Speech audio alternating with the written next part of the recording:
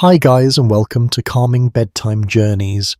Tonight we step into a winter that does not forgive, where the cold is not just outside you but slowly finding its way in. You arrive at the edge of a small medieval village just before dusk, your breath already visible in the dimming light. The air carries a sharpness that settles on your skin and lingers there as if testing how long you can endure it. Beneath your feet the ground is stiff, not yet buried in deep snow, but hardened enough to remind you that warmth is no longer something easily kept. The village does not greet you loudly. It never does. Instead, it waits in a quiet arrangement of low wooden houses, their shapes softened by frost and time. Thin trails of smoke rise from a few roofs drifting slowly into the pale sky. You might expect that smoke to mean comfort or at least some reliable heat waiting inside. But it's not so simple. So before you settle into the story, take a moment to like the video and subscribe, and if you feel like it, share your location and the time where you are right now. Now dim the lights. You take a few careful steps forward, your boots pressing into the cold earth with a muted crunch. The sound is soft but distinct, as if the ground itself has grown brittle. A faint smell reaches you, a mixture of damp wood smoke and something organic that has settled into every surface over time. It is not unpleasant, just unfamiliar. You pull your cloak a little closer around your shoulders, though it does not stop the cold entirely. It seeps through the fabric in slow, patient waves, finding its way past wool and linen, with quiet persistence. This is the first thing you notice. The cold here is not sudden or dramatic. It is steady, deliberate, and always working. A widely accepted understanding among historians is that most medieval peasants lived in homes that offered only limited insulation against winter conditions. The walls, often made of wattle and daub or rough timber, could slow the wind but rarely stopped it completely. Small gaps, barely visible, allowed thin threads of air to slip inside, carrying the chill with them. You approach one of the houses. The door is lower than you expect. You instinctively dip your head as you enter, stepping into a space that feels dim and enclosed. The transition is immediate, though not in the way you might hope. It is warmer than outside, yes, but only slightly. The difference is enough to notice, not enough to relax. Inside, the air feels heavier. Still, you hear a faint crackling sound from somewhere near the centre of the room. A small hearth rests there, its fire low and carefully maintained. The flames are modest, almost hesitant, as if they are being asked to last rather than to burn brightly. This is not a place of roaring fires. It cannot afford to be. You pause for a moment, letting your eyes adjust to the dim light. Shadows move gently along the walls, shaped by the uneven glow of the hearth. The ceiling above you is darkened by layers of smoke, a silent record of many winters spent in the same careful way. There is a smell here. Smoke, of course, but also straw.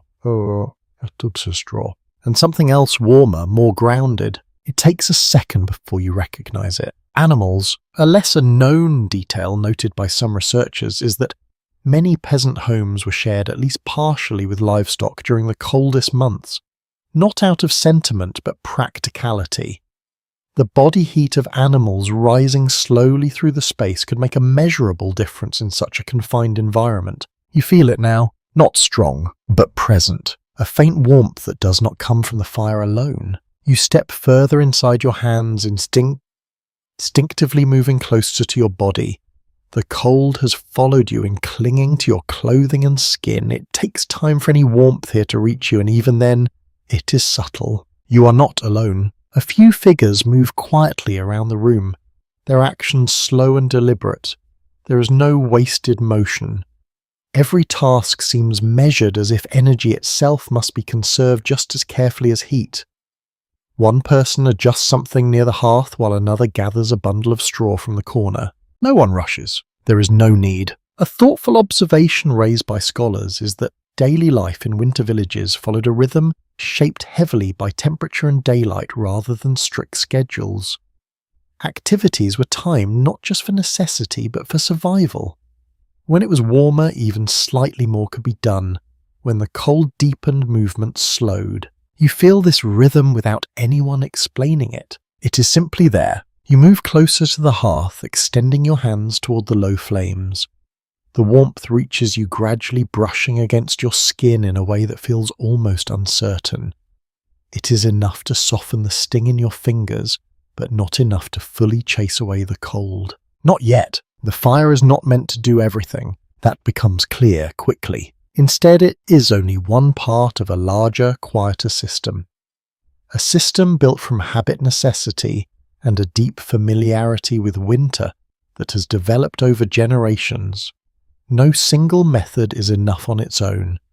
Each small effort adds to the next, creating something that resembles warmth, even if it never feels complete. You glance toward the walls. They are thicker than they first appeared, packed with a mixture of materials that trap pockets of air, slowing the movement of cold. It is not perfect insulation, but it is intentional. Every layer, every surface has been shaped with the same goal in mind. Keep what little warmth you have. A faint sound draws your attention, a soft shifting followed by a low exhale. You look toward the far side of the room and notice the animals more clearly now, their forms partially hidden in shadow. They move occasionally, adjusting their weight, their breath visible in the cooler parts of the space. The warmth they give off rises slowly, blending with the rest of the room. It is a quiet contribution, but an important one. You take a slow breath. The air is different here. Thicker, slightly damp, carrying the scent of life lived closely together. It settles into your lungs in a way that feels grounding, even if it is not entirely comfortable. This is not the clean, crisp air of open space. It is shared air, used, reused, and held carefully within these walls. You lower yourself onto a rough wooden bench near the hearth. The surface is cold at first, then less so. Your body begins to adjust, though, slowly. The initial shock of the outside cold fades into something more manageable, replaced by a constant awareness rather than sharp discomfort. This is how winter is experienced here, not as a single moment of freezing, but as a steady presence that never fully leaves. You notice your hands again, still slightly stiff, but improving. There is a patience required here. Warmth does not arrive quickly. It builds layer by layer, moment by moment, through small deliberate choices.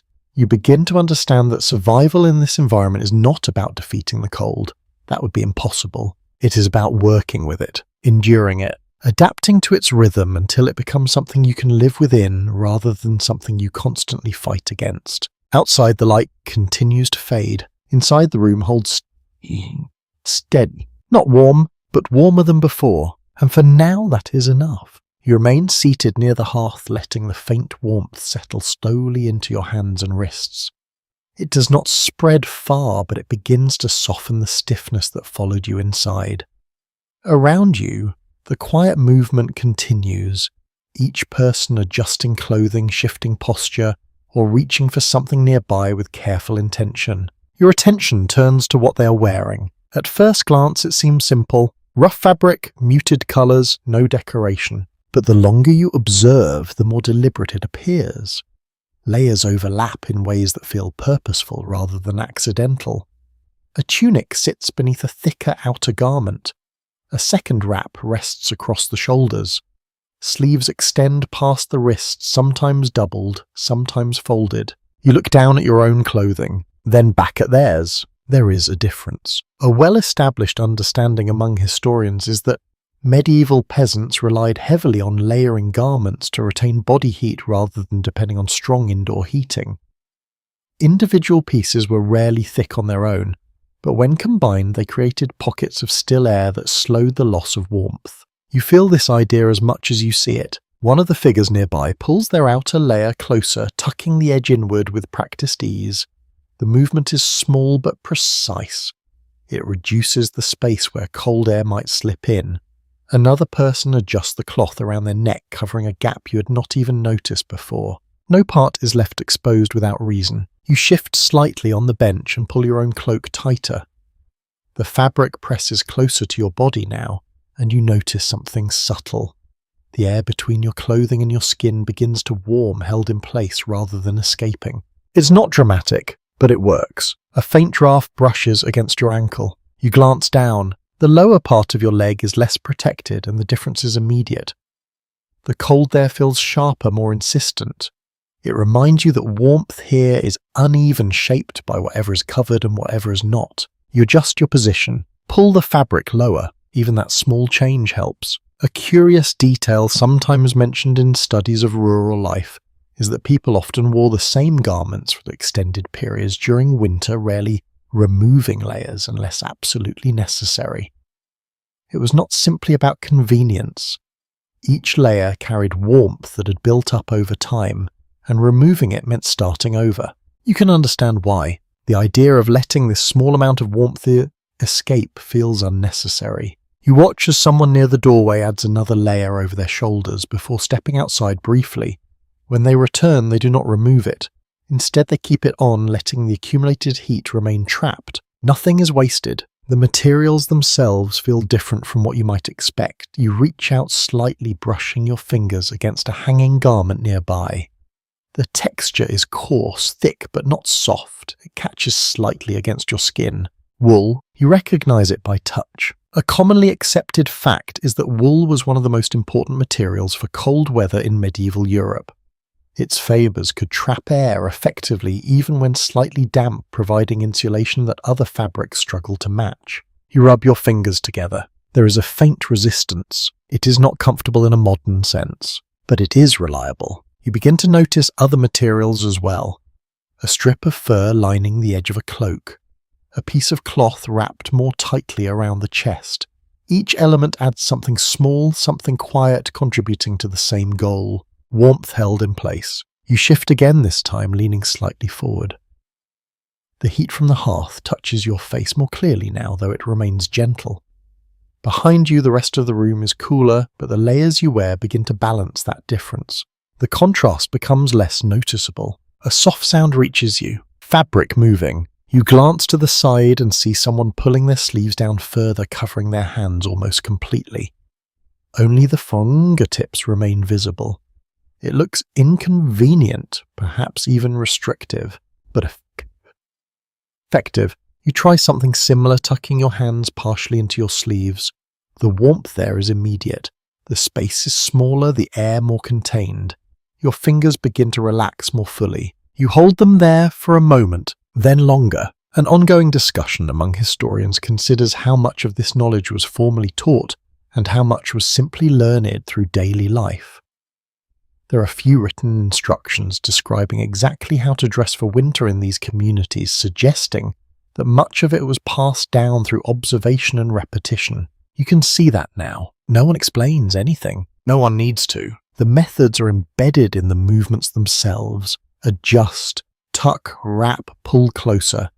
Each action is small, but together they form a quiet system that works without drawing attention to itself. You become more aware of your own body, where the cold lingers, where it has eased. Your shoulders feel warmer now, the layers there doing their work. Your chest holds heat more steadily. Your legs, still less protected, remind you that coverage matters everywhere, not just in obvious places. You shift your feet closer together. Even that helps. A short pause follows. You simply sit, breathing slowly. The room hums with a soft stillness, broken only by occasional movement or the faint crackle of the hearth. The smell of wool smoke and straw blends together, settling into a steady presence that no longer feels unusual. It feels expected. You adjust your cloak once more, this time more carefully. You notice how the edges overlap, how the folds create small barriers against the air. You press them into place, shaping them rather than just wearing them. It makes a difference. Not large, but enough. Another figure sits nearby, their posture relaxed, their layers arranged in a way that seems almost instinctive. Nothing is loose, nothing is tight. Everything rests where it should, holding warmth without restricting movement. Balance. That is what it is. You begin to understand that clothing here is not about appearance or identity.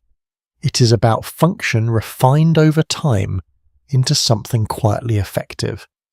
Each piece has a role, and together they create a shield that is never perfect but always necessary. Outside, the cold deepens. You can feel it even through the walls. Inside, the layers respond, holding what they can, keeping you within a narrow margin of comfort that would have seemed impossible not long ago. You sit there wrapped in fabric that is rough, imperfect, and entirely essential, realizing that warmth here does not come from one source alone. It is built, slowly, carefully, and worn like a second skin. You remain near the hearth a little longer, letting the warmth gather in quiet layers beneath your clothing. It does not spread evenly, but it lingers where it can, settling into your shoulders and chest while your feet still remember the cold. Gradually your attention shifts away from the fire toward where you will rest. The light in the room softens as evening deepens, and the movement of those around you slows into something more deliberate. A bundle of straw is brought closer to the far side of the space, and a low wooden frame becomes more visible as shadows shift. That is where you will sleep. You rise from the bench, your body responding with a slight stiffness that has not fully left you. The warmth you gathered does not disappear, but it thins as you move away from the hearth. Each step reminds you how limited that warmth is, how closely tied it is to proximity. You cross the room slowly. The air feels cooler here. Not harsh, but noticeable. You kneel beside the low bed and study it for a moment. It is simple, built from rough wood, with a shallow frame filled with straw that has been pressed down over time. The surface is uneven, shaped by repeated use rather than careful design. You reach out and touch it. The straw shifts under your hand with a soft rustling sound. It feels dry, though not entirely clean. There is a faint scent rising from it, something earthy and slightly sweet mixed with this ever-present trace of smoke. It is not unpleasant, just real. A widely accepted historical detail is that straw was one of the most common materials used for bedding. Among peasants, often replaced or refreshed periodically, but rarely luxurious. It provided a layer of insulation between the body and the cold ground, trapping pockets of air that could hold a small amount of warmth. You press your hand down more firmly. The surface gives slightly, then resists. It is not soft in the way you might expect, but it is not completely rigid either. There is a balance, a kind of quiet support that comes from the density of the straw beneath you. You sit carefully. The bed shifts under your weight, adjusting in small ways until it settles. You notice immediately that it is warmer than the air around it, not by much, but enough to feel. It holds something, perhaps the heat of the day, or the memory of others who have rested here before. A lesser-known observation found in some rural accounts suggests that straw bedding could retain warmth longer than bare surfaces, especially when compressed and covered with simple cloth. Over time it formed a kind of natural insulation that worked quietly in the background. You lie back slowly. The first sensation is unfamiliar. The uneven surface presses against you in places you did not expect. Your shoulder meets a slightly raised section. Your lower back sinks a little more than the rest of you. It takes a moment for your body to adjust, to find a position that feels stable. Then it begins to settle. You shift once, then again, until the pressure evens out. The straw responds to you not perfectly, but enough to make the position sustainable. You pull your cloak around you as you lie there, drawing it closer across your chest and legs. The fabric traps the small amount of warmth your body has already produced, holding it close. You feel it build, slowly. A faint sound surrounds you, the soft, constant rustle of straw. It moves with every small shift of your body, a quiet reminder of the material beneath you. It is not blunt, but it is gentle, almost rhythmic, blending with the faint crackle of the hearth in the distance. You take a slow breath. The air is cooler here than near the fire, but more stable. It does not change as quickly, does not shift with every movement. It feels contained, shaped by the walls, the bedding, and the layers around you. You notice your hands. You tuck them closer, between your body and the fabric. The difference is immediate. The space is smaller, the air warmer. Your fingers begin to loosen, the stiffness easing as heat gathers more efficiently in that confined space. You hold them there. A brief pause follows. You listen. The room is quieter now. The earlier movements have slowed, replaced by occasional soft sounds that fade quickly. Someone shifts on another bed. A low murmur rises, then disappears. The animals on the far side of the room move slightly, their presence steady but unobtrusive. The world narrows to this space, to this moment. A point of scholarly discussion remains around how often bedding like this was shared, with some suggesting that multiple family members might sleep close together for added warmth, while others believe arrangements varied widely depending on space and resources. You glance slightly to the side. The bed is wide enough for more than one. You can imagine it. The added warmth. The reduced exposure. It would make sense. You adjust your position once more, pulling your knees slightly inward. The movement reduces the surface area exposed to the cooler air, keeping more of your body within the insulated space created by your clothing and the bedding. It helps, not dramatically, but noticeably. You begin to understand that even rest here is active in its own quiet way. The position you choose, the way you arrange your limbs, the placement of your clothing, all of it contributes to how much warmth you can keep. Nothing's accidental. Everything matters. You close your eyes for a moment, not to sleep, just to feel. The straw beneath you holds steady its warmth, subtle but persistent. Your body begins to create its own heat, slowly filling the small spaces around you. The cloak traps it. The bedding supports it. The room, though cool, no longer feels hostile. It feels manageable. You open your eyes again. The ceiling above you is dark, marked by layers of smoke that have settled over time. The light from the hearth reaches only faintly this far, leaving most of the space in soft shadow. It is enough. You turn your head slightly. The rest of the room exists at the edge of your awareness, present but distant. The sounds are softer now, the movements fewer. Everything has shifted into a rhythm, one that matches the need to conserve both energy and warmth. You take another breath, deeper this time. The scent of straw fills your senses, grounded and steady. It no longer feels unfamiliar. It feels like part of the system, part of the way this place holds together against the cold. You settle further into the bed, letting your body align with it, letting the warmth, however small, remain where it is. Outside, the night continues to grow colder. Inside, you lie still, supported by straw that carries a quiet essential role. Not comfort, not luxury, but survival shaped into something you can rest within. You remain lying on the straw for a while, letting your body adjust to its uneven support and quiet warmth.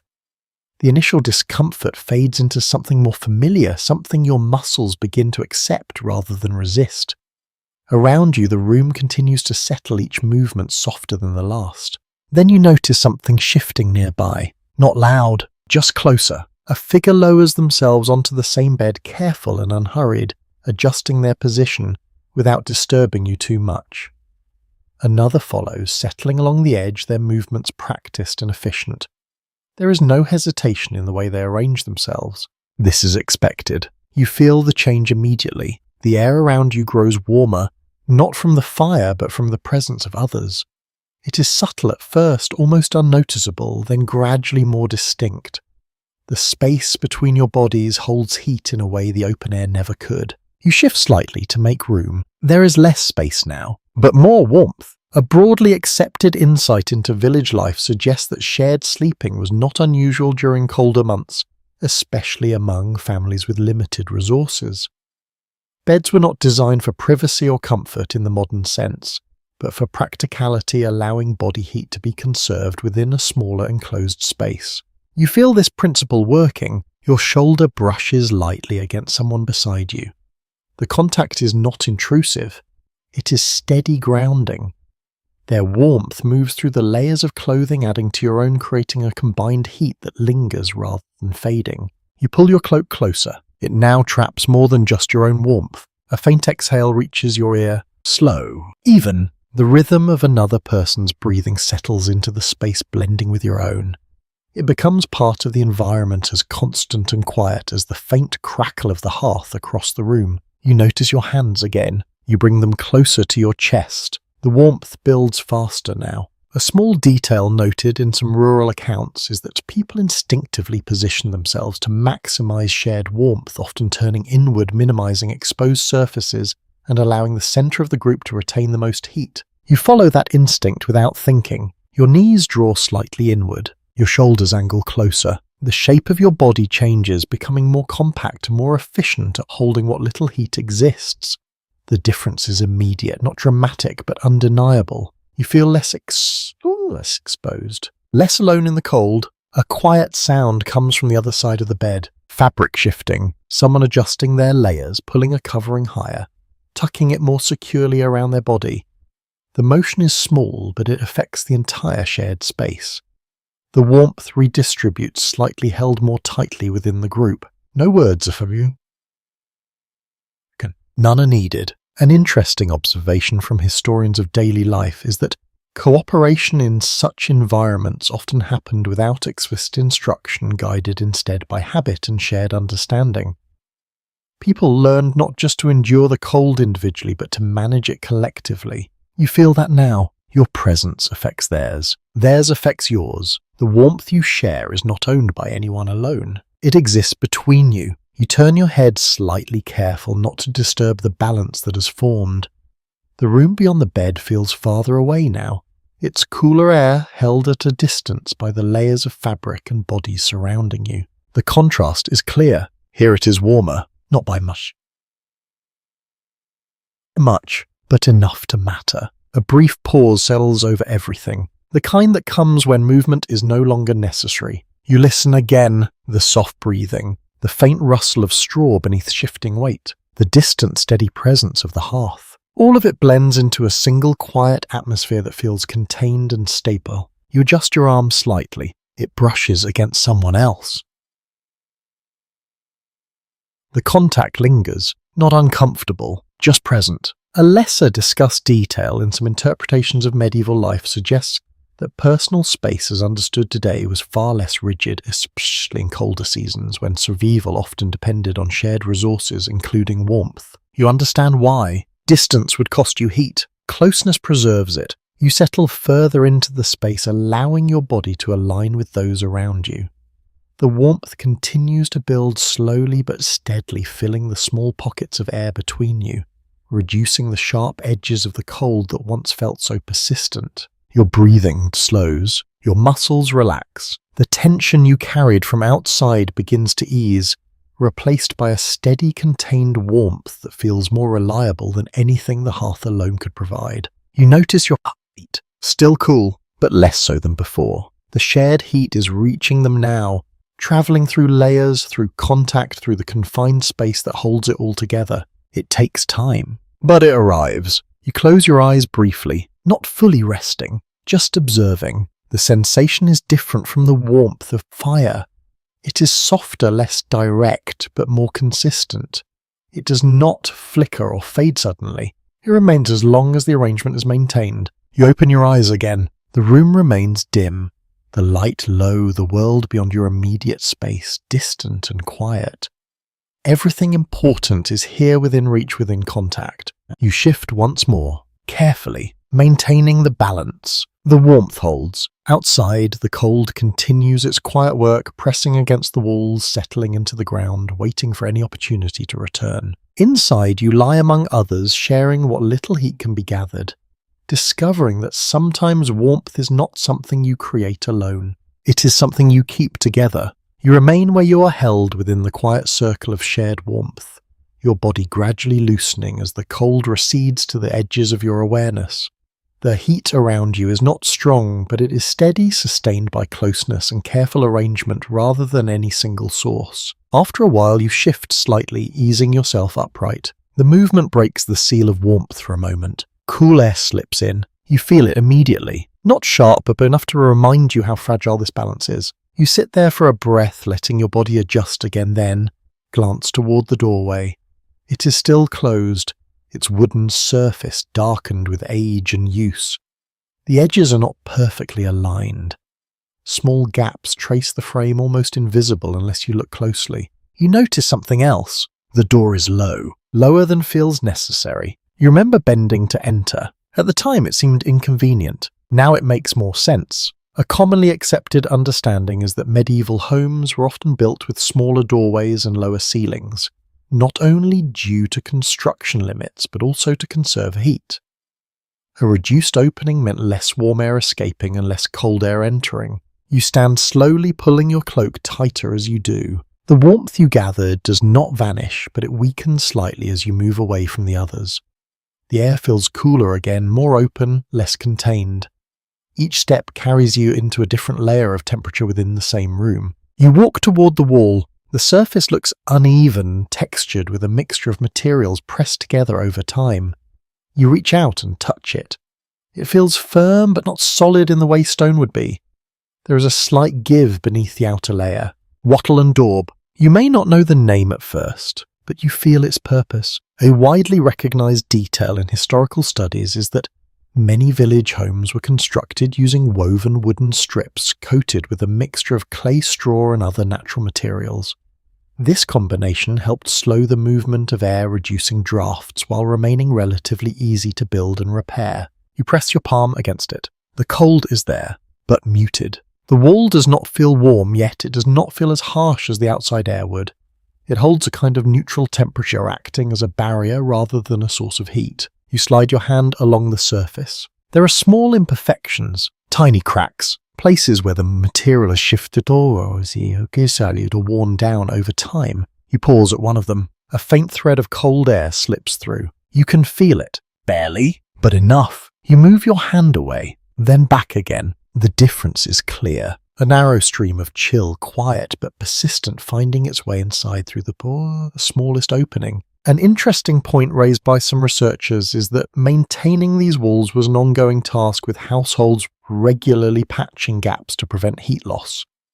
Even minor openings can make a noticeable difference over time, especially during prolonged cold periods. You imagine the effort involved. Constant checking, constant repair, not to improve comfort, but to protect what little warmth exists. You step back and look around the room again. The layout begins to make more sense now. The hearth sits near the centre, allowing its modest heat to reach as far as possible. The walls, though imperfect, slow the escape of that heat. The door, small and low, reduces the exchange of air with the outside. Everything is arranged with intention. Nothing is wasted. You take a few steps toward the doorway. The closer you get, the cooler the air becomes.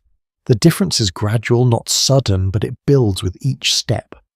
You can almost trace the path of the cold moving inward from the edges of the structure. You stop just short of the door. You do not open it. You do not need to. You already understand what waits beyond. Instead, you turn slightly and lower yourself back onto the bench near the hearth. The warmth there greets you again, familiar now, though still limited. You hold your hands closer to the flame, feeling the gentle heat return to your skin. A soft sound follows. The door shifts slightly, not opening, just moving within its frame. A thin line of colder air slips through for a moment, brushing across the floor before fading into the rest of the room. The change is subtle but noticeable enough to draw your attention. Someone nearby rises and presses the door more firmly into place. The gap narrows. The air steadies again. No words are exchanged. The action speaks for itself. A thoughtful interpretation among historians suggests that people in these environments developed a heightened awareness of airflow, even if they did not describe it in technical terms. They understood where cold entered, how it moved, and how to limit its impact using simple adjustments. You feel that awareness now. It is not abstract. It is immediate. You become more conscious of where you sit, how close you are to the center of the room, how the air shifts depending on your position. Even a small movement changes your experience of the cold. You pull your cloak tighter once more. The fabric presses against your body, trapping the warmth you have regained. The layers work together again, responding to your position, your posture, your proximity to heat. You glance toward the bed. The shared warmth there still exists, steady and contained. You consider returning to it, but for now you remain where you are, observing, learning. The room feels less mysterious now, its structure revealing itself through sensation rather than explanation. The walls, the door, the placement of everything, all of it contributes to a delicate balance that must be maintained. Outside, the cold presses steadily against the boundaries. Inside, every surface works quietly to hold it back. Not perfectly, but enough. You sit in that space, aware of how even the smallest details shape your comfort. Realizing that warmth here is not just about what you have, but about how carefully you protect it. You remain seated near the hearth, your hands held close to the low flame, watching how it moves rather than how it burns. The fire is small, carefully controlled, its light steady but restrained. It does not reach far, yet its presence shapes the entire room. After a moment, you notice something else. The smoke. It does not rush upward and disappear as you might expect. Instead, it lingers, drifting slowly across the ceiling before thinning into the darker corners. The air carries it gently, spreading it through the space in a thin, almost invisible layer. You breathe it in, lightly. It has a dry, Slightly bitter scent mixed with the smell of wood and straw. It settles into your nose and throat, not harsh enough to drive you away, but impossible to ignore. It becomes part of the atmosphere as constant as the cold itself. You glance upward. The ceiling above you is darkened, stained over time by countless small fires like this one. The colour is uneven layered, a quiet record of winters endured in the same careful way. A broadly accepted detail is that many peasant homes did not have chimneys in the modern sense. Smoke often escaped slowly through small openings in the roof, or simply filtered through the structure over time, leaving much of it lingering indoors. You can see how that works. The smoke gathers, then drifts, never fully gone. You shift slightly, adjusting your position so that the air feels easier to breathe. Others in the room do the same small movement that suggests familiarity rather than discomfort. No one reacts strongly, no one complains. This is normal. A subtle observation, noted in some studies, is that smoke inside the home may have offered unexpected advantages, including helping to deter insects and preserve certain materials. It also contributed in a quiet way to the overall warmth by reducing the movement of air within the space. You feel that effect now. The air seems heavier, less active. It does not carry the cold as quickly from one place to another. The stillness allows warmth, however slight, to remain where it is rather than being swept away. You raise your hands again, palms facing the fire. The heat touches your skin in a gentle, uneven way. It warms one side more than the other, leaving the rest of your body to rely on layers and shared heat. You turn your hands slowly, letting both sides feel the benefit. It is enough, for now. A faint sound reaches you from above, a soft creak, perhaps the roof shifting slightly as the temperature changes, or the wood responding to the steady presence of smoke and heat. The structure itself seems to breathe in its own slow rhythm, expanding and settling in ways that go mostly unnoticed. You listen for a moment, then let the sound fade. An ongoing discussion among historians considers how people adapted to these conditions over time, particularly the constant exposure to indoor smoke. While it may seem uncomfortable, it became part of daily life, something the body adjusted to rather than resisted. You begin to understand that. The scent no longer feels intrusive. It blends with everything else. You lower your hands slightly, resting them closer to your lap. The warmth lingers, held in your skin and clothing. It does not disappear immediately. It fades slowly, giving you time to adjust before reaching for the heat again. You notice how carefully the fire is maintained. No large logs, no sudden bursts of burst flame. Instead, small pieces of wood are added with intention, keeping the fire alive, without letting it grow too strong. The goal is not brightness or spectacle, but endurance. A steady source that can last through the evening without consuming too much fuel. Fuel is limited. That much is clear. You watch as someone near the hearth adjusts a piece of wood, placing it so that it catches just enough flame to continue burning. The movement is precise practice done without hesitation. They understand exactly how much is needed. No more, no less. You feel the warmth shift slightly as the fire responds, a little stronger, then steady again. The smoke thickens for a moment, then spreads, softening into the air once more. It moves along the ceiling, following paths shaped by the structure, filling spaces that would otherwise remain empty. You take another slow breath. The air is warm in places, cool in others, but consistent overall. You begin to realize that the fire alone is not meant to heat the entire room. It is one part of a larger balance supported by walls, clothing, shared bodies, and even the smoke itself. Everything contributes, nothing works alone. You lean back slightly, letting your shoulders relax. The bench beneath you is still firm but less cold than before.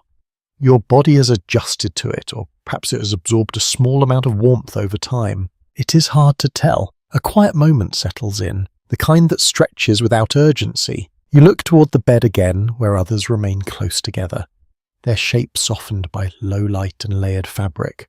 The warmth there is steady, built from contact rather than flame. It holds in a way the fire cannot. You consider returning. Soon, but not yet. For now you stay near the hearth, observing how the smoke, the fire, and the still air work together to create something that feels almost stable. Not truly warm, but no longer harsh. Manageable? You shift your feet slightly, bringing them closer to the heat. The change is small but welcome. The cold there eases, replaced by a lingering warmth that spreads slowly upward. You hold that position, letting it build. Outside, the night deepens, the cold pressing more firmly against the walls. Inside, the air remains heavy, shaped by smoke and careful fire holding what little warmth it can. You sit within that balance, breathing slowly, feeling the quiet interplay of elements that together create just enough comfort to endure the night. You remain seated for a moment longer, letting the warmth from the hearth settle into your hands before it begins to fade again. The smoke drifts quietly above you, and the air holds steady, heavy but stable. Then your attention shifts back toward the far side of the room, toward the animals. You noticed them earlier, only in passing. Now in the softer light of evening, their presence becomes clearer. A slow movement, a low sound, the steady rhythm of breath rising and falling in the dim space. You stand carefully and walk toward them. Each step carries you into cooler air again, away from the hearth's modest reach. The warmth you gathered clings to you, but it weakens with distance. Still something else begins to replace it as you approach, a different kind of warmth.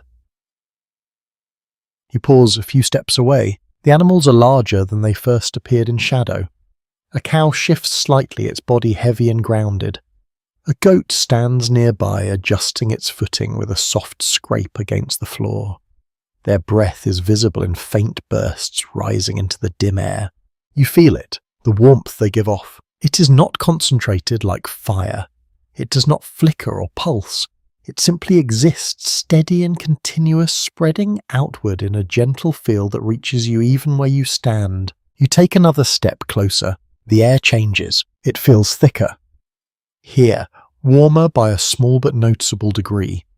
The difference is not dramatic, but after the cold outside and the limited heat inside, even this slight shift feels significant. A well-documented aspect of rural life is that animals were often kept inside or very close to living spaces during winter, not only to protect them, but also to benefit from their body heat.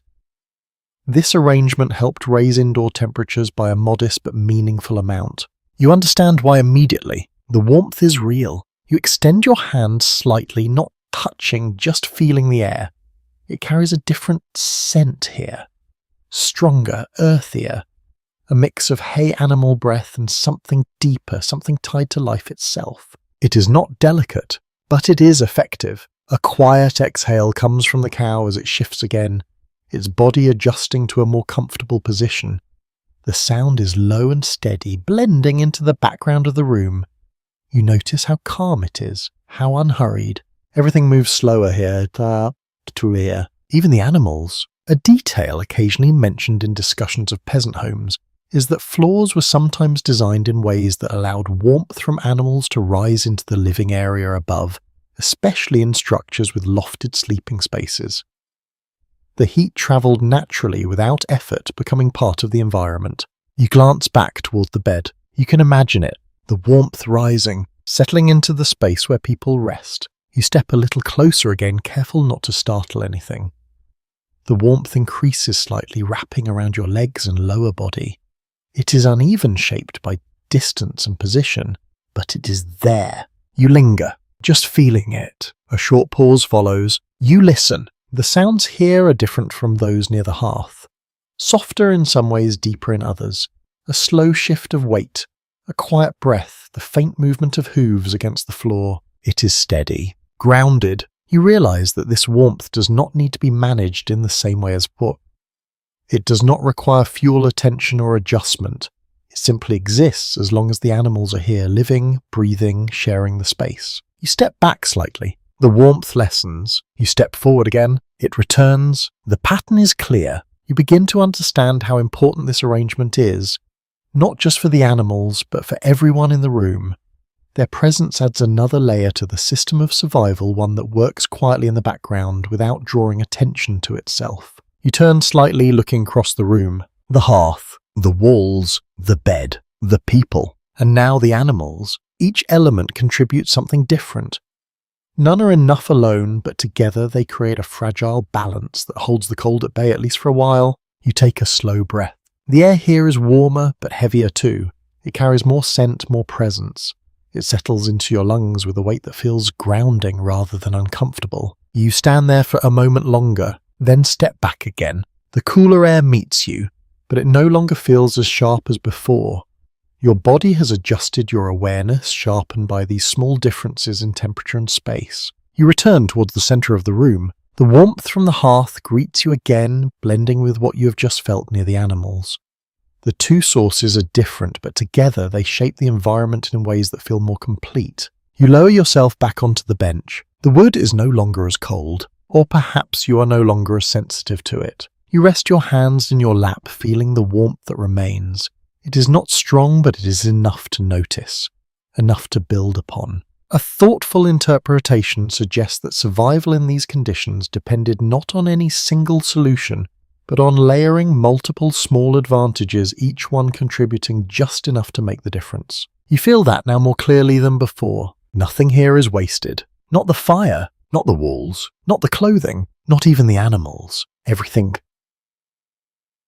plays a role. You sit quietly, breathing in the warm, heavy air, aware of how these living bodies nearby help shape the space you share, turning what could be unbearable into something you can endure.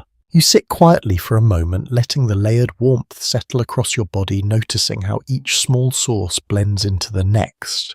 The fire offers a gentle touch, the walls hold what they can, the animals add their steady presence, the shared space gathers it all, and yet even now the warmth is never complete. You feel it most clearly when you stay still for too long. A faint chill begins to return, not sudden, but creeping. You shift slightly on the bench, then again. Your body returns before your mind fully registers it. A small adjustment, a change in posture, a quiet instinct to move even when nothing seems urgent. You rub your hands together. Slowly, the friction creates a brief subtle heat. It fades quickly, but it reminds you of something important. Warmth can come from within, not just from what surrounds you. You stand, not because you must, but because staying still no longer feels right. A well-established observation about life in cold environments is that people relied heavily on movement to maintain body heat, especially when external warmth was limited. Even simple actions like walking, bending, or working with the hands could help generate enough heat to make a difference. You take a few steps across the room. The floor is firm beneath your feet, its surface cool but no longer shocking. Your muscles begin to engage more fully, your body producing a quiet internal warmth that builds with each movement. You feel it, faint at first, then growing. You reach for a nearby bundle of straw, lifting it slightly, shifting it from one place to another. The action is small, almost unnecessary, yet it draws your attention to your hands, your arms, the steady rhythm of effort. Your body responds. Heat rises. A person near you does something similar, adjusting their clothing, then moving toward the hearth to reposition a piece of wood. Another stands briefly stretching their back before settling again. No one is completely still for long. There is always some movement, even if it is slight. A detail often noted in studies of rural labour is that winter work was structured not only around necessity, but also around maintaining warmth. Tasks were chosen and timed in ways that kept the body active without exhausting it. You begin to sense that pattern here. Movement is not random. It is measured. You walk slowly toward the wall, then back again, letting your steps remain unhurried. Your breathing deepens slightly, your chest expanding more fully with each inhale. The air still carries its weight, but your body feels more capable within it. Warmer. You pause near the hearth, again, holding your hands out briefly, then lowering them. The fire helps, but now it feels like a supplement rather than the center of your warmth. Your body is doing more of the work. A quiet thought passes through you. If you stop, the cold will return. Not immediately, but gradually. You shift your weight from one foot to the other. Then take another step. A small sound follows. Your clothing moving. The soft brush of fabric against fabric, each layer adjusting with your movement. The warmth trapped between them shifts slightly, redistributing rather than escaping. You feel it settle again. A short pause. You look around the room. Others continue their quiet motions. A hand reaches to adjust a cloak. A shoulder rolls to ease stiffness. Someone leans forward, then back again, never fully still for long. It is subtle, but constant. An interesting interpretation among some historians suggests that the rhythm of daily life in such conditions may have included these small repeated movements as an unconscious strategy to maintain body heat even during rest periods. You find yourself doing the same. Without thinking, you bend slightly, then straighten. You flex your fingers. You shift your stance. Each action adds a little more warmth building from within rather than relying entirely on what surrounds you. You notice your feet again. They feel different now. Less cold. The movement has helped. You press them more firmly against the ground, then lift them slightly one at a time, keeping the circulation steady. The change is gradual but real. You take another slow breath. The air fills your lungs, and for a moment you sense the warmth within your chest more clearly than before. It spreads outward, subtle but present, reaching your shoulders, your arms, your core. You hold that feeling, then let it settle. A faint smile might come, though only briefly. This is something you can control. Not entirely, but enough. You walk once more toward the animals, then back toward the hearth, tracing a small path through the room. The temperature shifts slightly along the way, but your body carries its own warmth, now reducing the contrast. You are less dependent on any single plate, more balanced. You return to the bench and sit again. This time the cold does not return as quickly. Your body holds onto the heat you have created, your layers trapping it in place. The system works together. Movement feeding warmth, clothing holding it, the environment supporting it. You rest your hands on your lap. They are warmer now. Not fully, but enough. You remain still for a moment, then shift again, just slightly maintaining the rhythm without breaking the calm.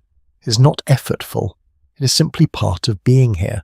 Part of existing within this space where stillness and motion must be carefully balanced. Outside, the cold continues its quiet pressure. Inside, you move just enough to stay ahead of it. Not by force, but by understanding. You settle back onto the bench, your body still carrying the warmth you built through movement. It lingers in your chest and arms, held gently in place by your clothing. For a moment, you simply sit, letting that warmth remain without rushing to replace it. Then a different sensation reaches you. A smell, faint at first, then clearer. Something rich, heavy, and slightly sweet carried slowly through the air. It does not come from the hearth. It feels deeper than that, more grounded, more sustaining. You turn your head. Someone near the center of the room is preparing food. The process is quiet, almost unremarkable, yet it draws your attention immediately. A small pot rests near the edge of the fire, not directly in the flames, but close enough to gather heat over time. The contents move slowly, releasing steam that curls gently upward. You watch. The smell grows stronger. It fills the space in a way that feels different from smoke or straw. It has weight substance, something that suggests energy rather than just presence. You stand and move closer. The warmth of the hearth reaches you again, but now it blends with the scent of food, creating a different kind of comfort. Not immediate warmth on your skin, but something that promises warmth from within. A commonly recognized aspect of medieval peasant life is that winter diets often focused on heavy calorie-dense foods such as grains, root vegetables, and fats.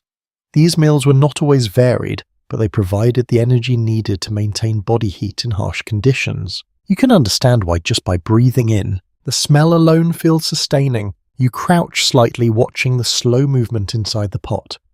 The surface shifts gently thick rather than liquid, suggesting something that has been cooked for a long time. Nothing here is rushed. Heat is applied, carefully conserved, stretched as far as possible. You feel your stomach respond, not sharply, just a quiet awareness. A subtle point sometimes mentioned in discussions of historical diets is that the sensation of warmth from food was not only physical but also psychological. Eating something hot, even if simple, could create a sense of comfort that extended beyond its actual heat content. You remain where you are, letting the scent surround you. It feels grounding. Someone stirs the pot slowly, the motion steady and unhurried. The contents shift, releasing a fresh wave of aroma that spreads through the room.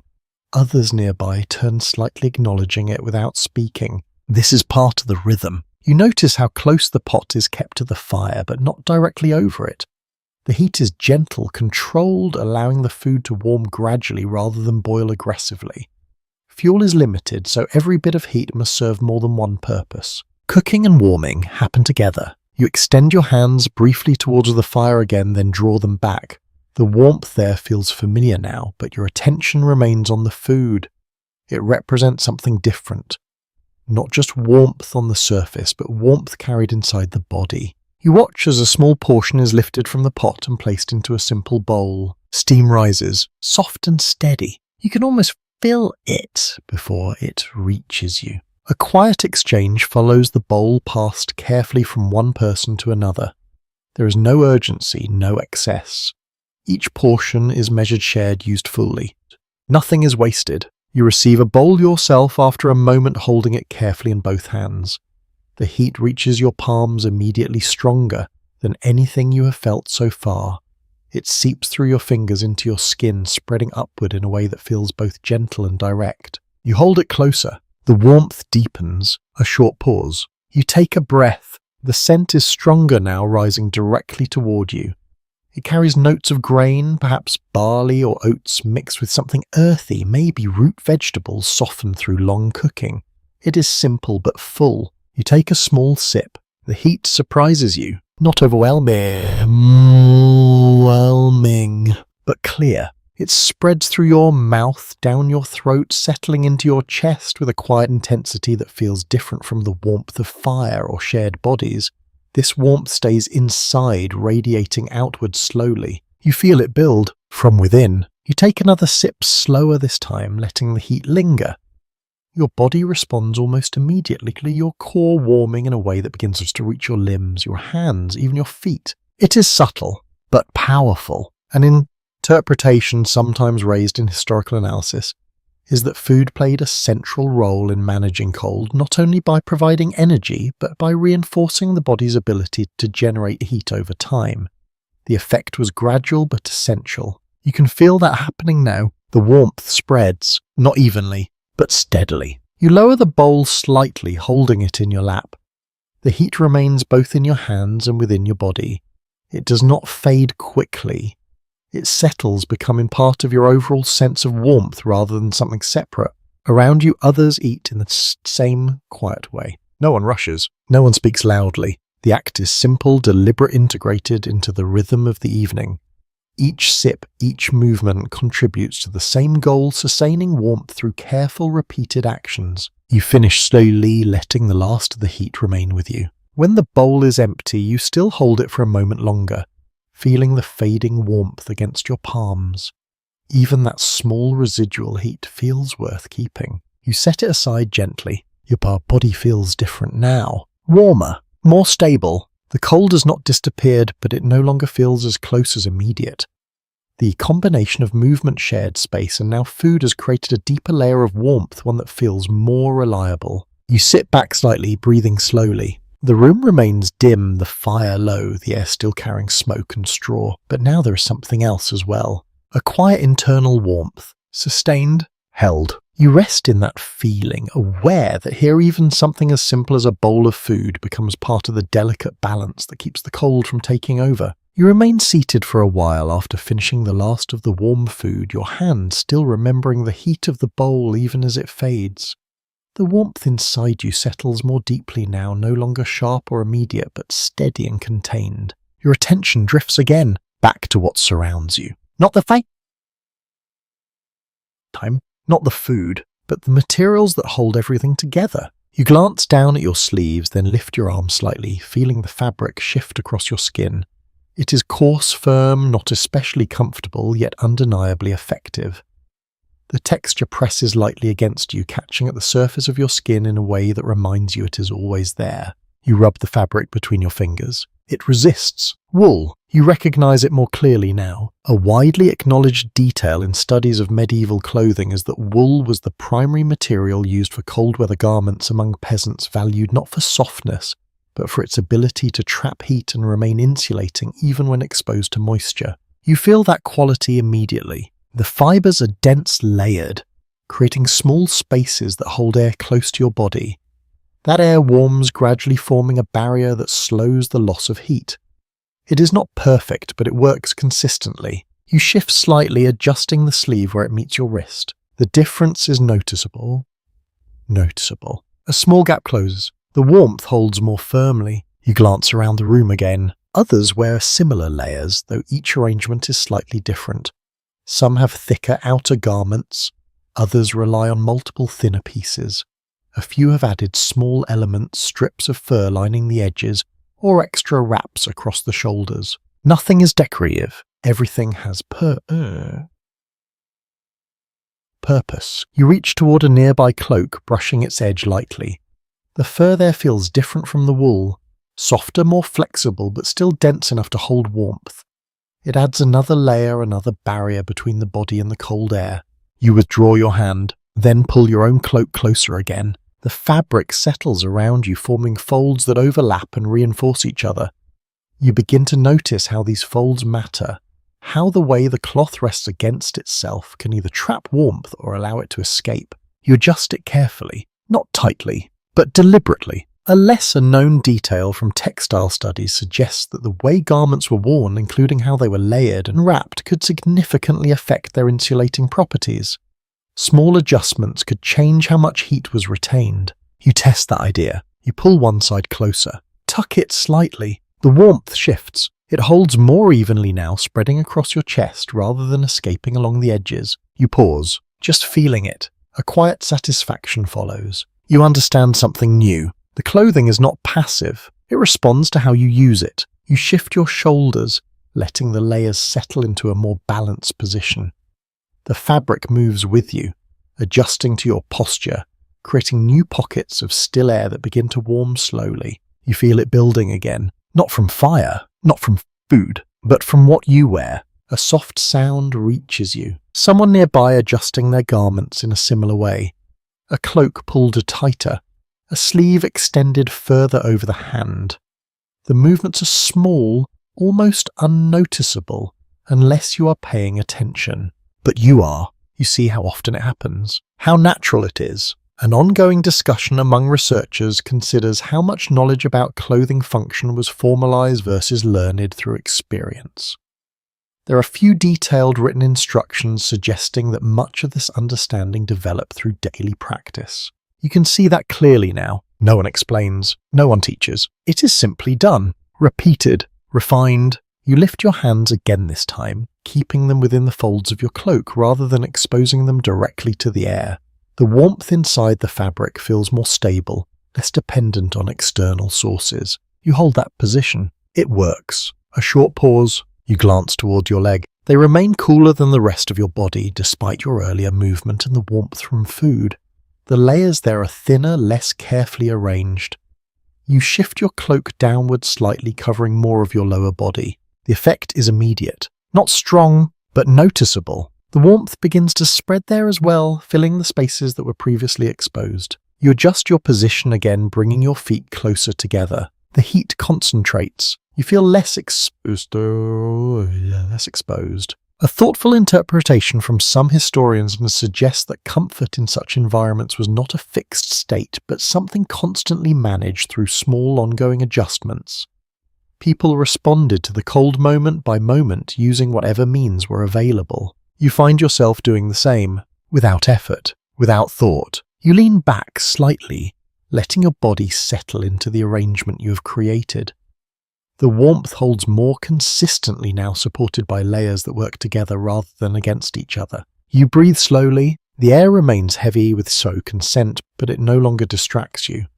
Your awareness has shifted inward toward the steady warmth you have built and maintained through careful attention. You notice your hands again, still warm, still held within the folds of your clothing. You leave them there. A faint calm settles over you, the kind that comes when nothing needs immediate correction, when the balance has been reached even if only temporarily. You know it will not last forever. The cold will return slowly, patiently, but for now you have found a way to hold it back, not with force, but with layers, with texture, with understanding. You sit quietly wrapped in fabric that may be rough to the touch yet precise in its purpose, realizing that here, even the smallest adjustment can mean the difference between comfort and cold. You remain seated for a while, your body wrapped in layers that now feel more responsive than before. The warmth you have gathered rests quietly within them, held in place by careful folds and small adjustments that you barely notice anymore. Gradually the light begins to fade further, not suddenly, but in a slow, steady way. The glow from the hearth becomes more important now, its small flame shaping the room more clearly as the last traces of daylight disappear.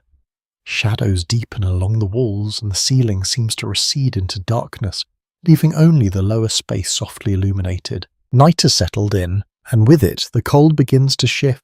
You feel it first along your back, where the warmth is less concentrated. It does not rush in. It returns in a measured way, testing the spaces where your defenses are weakest. The balance you built earlier begins to change, requiring your attention again. You pull your cloak closer. The fabric responds, but the air itself feels different now. Colder, heavier. A widely observed pattern in pre-modern climates is that temperatures often dropped more sharply after sunset, especially in open or poorly insulated environments. Without sunlight, even the limited warmth of the day fades quickly, leaving interiors to rely entirely on retained heat. You feel that shift clearly. The room has not changed, but the air within it has. You stand slowly, your body reacting before you fully decide to move. The warmth you built while sitting begins to disperse, and you instinctively step toward the hearth again, seeking to restore what has been lost. Others are doing the same, quietly, without urgency and even urgency. A figure rises from the bed and moves closer to the center of the room. Another adjusts their position, pulling their coverings tighter. The shared rhythm returns, shaped now by the deeper cold of night rather than the softer chill of evening. You hold your hands toward the fire again. The warmth reaches you, but it feels weaker now against the growing cold. It still helps, but it no longer feels sufficient on its own. You turn your hands slowly, letting the heat touch every side, then draw them back into your sleeves. You feel the difference, less immediate, but more lasting. A brief pause. You listen. The sounds of the room have changed. Fewer movements, more stillness. The animals settle more fully, their breathing slower, deeper. The faint rustle of straw becomes less frequent.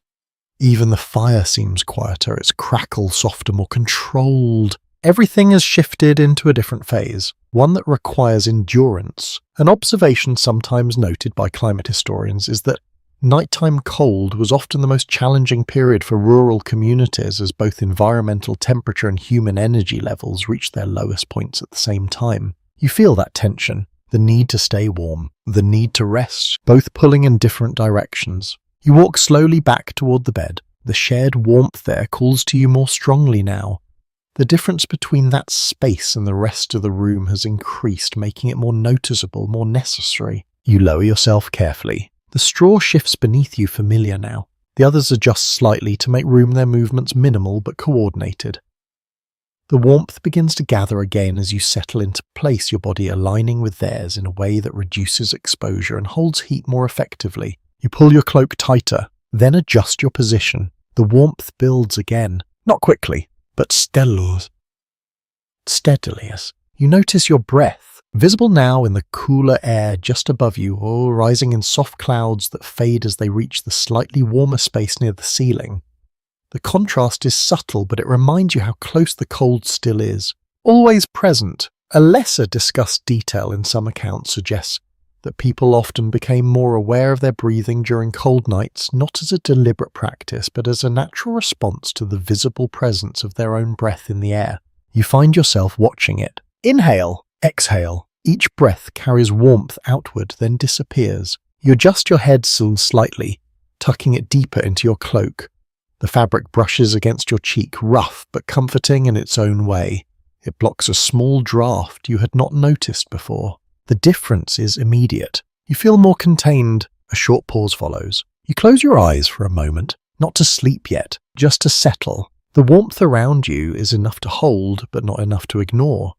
You remain aware of it, maintaining it through small adjustments, subtle movements, careful positioning. Your feet press closer together. Your hands remain tucked. Your shoulders angle inward. Each choice adds something. Each one matters. An interpretation sometimes raised in historical discussions is that surviving winter nights required a kind of constant low-level awareness where even rest involved maintaining conditions that prevented heat loss.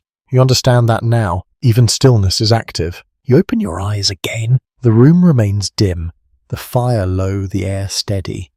Nothing has changed outwardly yet. Everything feels more intense. The cold is closer, the warmth more fragile. You adjust your cloak once more, then settle again. The warmth holds. For now, outside the night deepens further, the cold pressing more firmly against the walls.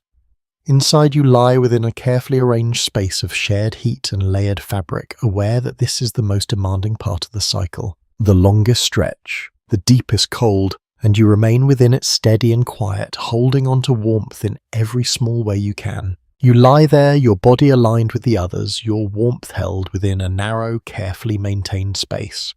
The night has settled fully now, and the air carries a deeper stillness than before.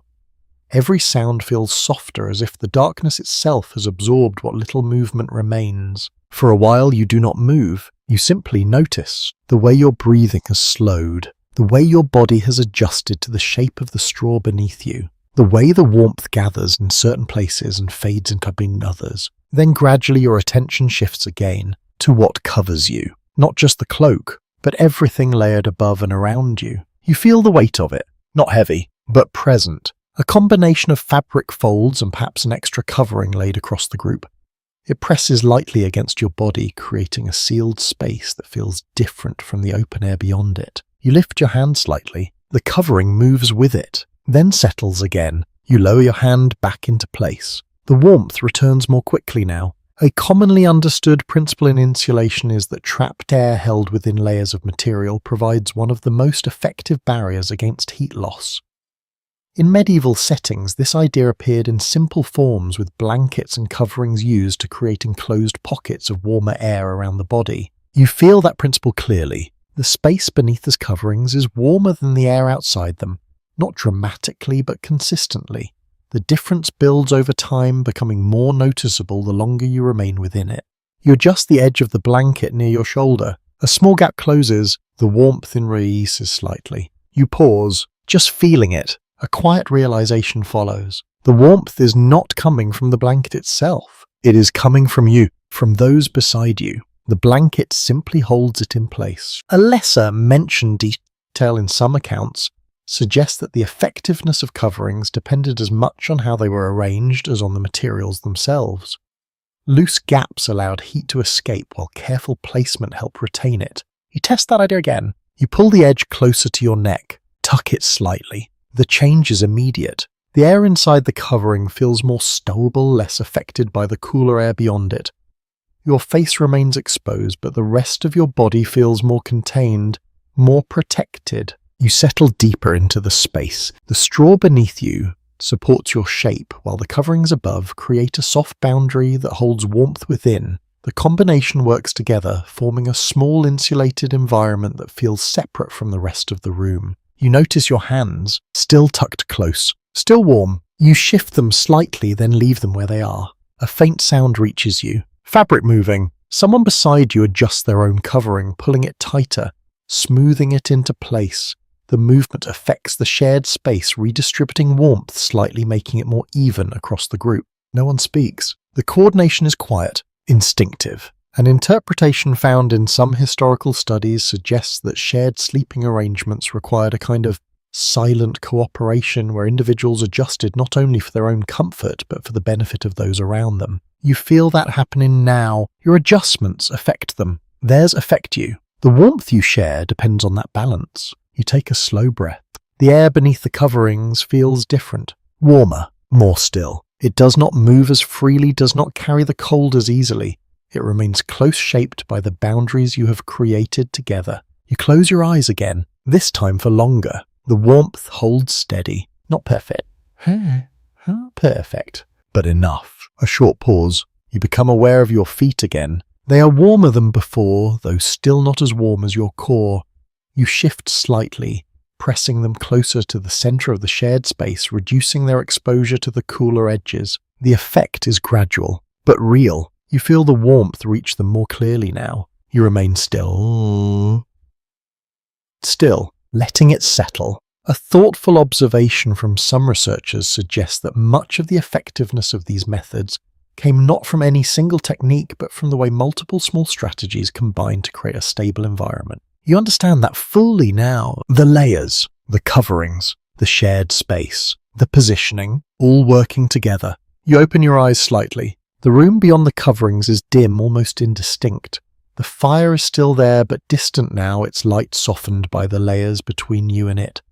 The air outside your small enclosed space feels cooler, less controlled. You're aware of the boundary. Inside, warmer. Outside, colder. You adjust your shoulder slightly. The covering shifts, then settles again. The warmth remains. You take another slow breath. The scent of wool straw and faint smoke lingers, but it feels muted here, softened by the enclosed space.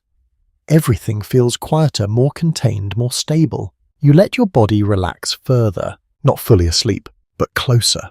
The warmth you have built and protected now surrounds you in a way that feels more secure than before.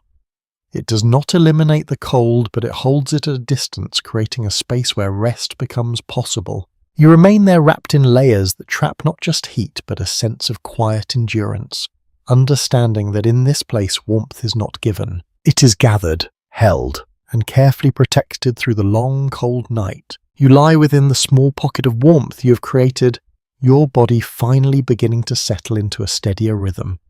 The coverings hold the heat close, the shared space remains balanced, and for a brief stretch of time the cold feels less immediate. Then something shifts, not inside, outside. You do not hear it at first. You feel it, a faint change along the edges of your warmth, a subtle thinning that reaches your shoulder, then your back. It is not sudden, but it is noticeable enough to draw your attention. You open your eyes. Listen. There it is. A soft, low sound pressing against the structure. Wind. It moves along the outer walls, not loud, not violent, but persistent. You can hear it slide across the surface, searching for openings, testing every seam and joint. It is patient in a way that feels almost deliberate. You feel its effect inside. Not as a gust, but as a shift. The air beyond your coverings grows cooler, and that coolness begins to reach inward, touching the outer edges of your shared warmth. The balance you built does not break, but it is challenged. A widely recognized insight in historical building practices is that wind posed a greater threat to indoor warmth than still cold air. Even small drafts could carry heat away quickly, making it far harder to maintain a stable temperature inside simple structures. You understand that immediately. The cold from earlier was steady. This is different. This moves. You pull the covering closer around your shoulder, tightening the space where the cool air had begun to slip in. The adjustment is small, but it helps. The warmth steadies again, though you remain aware of how easily it can be disturbed. Someone beside you shifts, then another. The movement spreads quietly across the bed, each person responding in their own way. A cloak is pulled higher, a blanket edge is tucked more firmly, a shoulder turns inward, the shared space tightens, holds. A subtle note found in some accounts suggests that people became highly sensitive to drafts during winter nights, often reacting to even the slightest movement of air without conscious thought. You feel that sensitivity now. You notice the direction, the source. You angle your body slightly, turning away from where the cool air seems strongest. The change is immediate, though small. Your back now faces the direction of the draft, while your front remains within the warmer center. It works. You feel more protected. The wind continues outside, its sound rising and falling as it moves across the village. It brushes against the walls, slips along the roof, then fades before returning again. It is never fully gone. Always present. You glance toward the doorway. It remains closed, but you can sense the pressure against it, the faint exchange of air that occurs, despite every effort to seal it. The structure holds, but not perfectly. It never could. You adjust your position again, slightly closer to those beside you. The warmth increases. The draft weakens. You notice your hands. You pull them deeper into your sleeves, then tuck them closer to your chest. The space around them becomes smaller, warmer, less affected by the shifting air outside. You hold them there. A short pause. You breathe slowly, The air inside your coverings remains steady, but the outer layers feel more active now, responding to the wind's movement.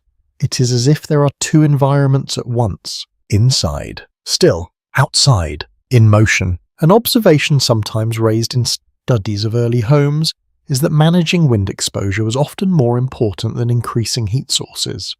Blocking airflow could preserve warmth far more effectively than adding additional fuel. You can see that clearly. The fire has not changed, the coverings have not changed, yet the feeling of warmth shifts with the wind. You adjust the edge of the blanket again, smoothing it down along your side, ensuring there are no loose gaps.